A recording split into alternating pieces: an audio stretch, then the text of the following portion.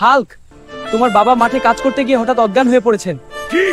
আমার বাবার কি হয়ে গেল হে ভগবান? বাবা, চোখ খোলো বাবা, প্লিজ। ভয় পেও না বাবা, আমি আছি, হাসপাতালে নিয়ে যাচ্ছি।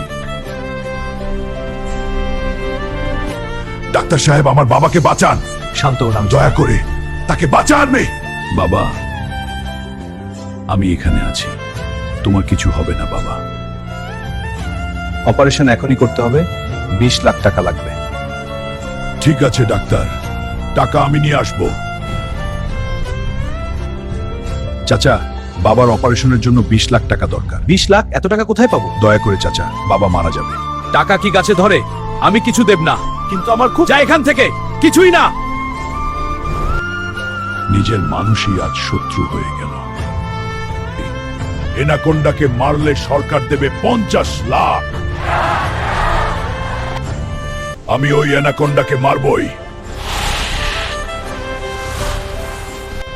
আজ তোর শেষ দিন।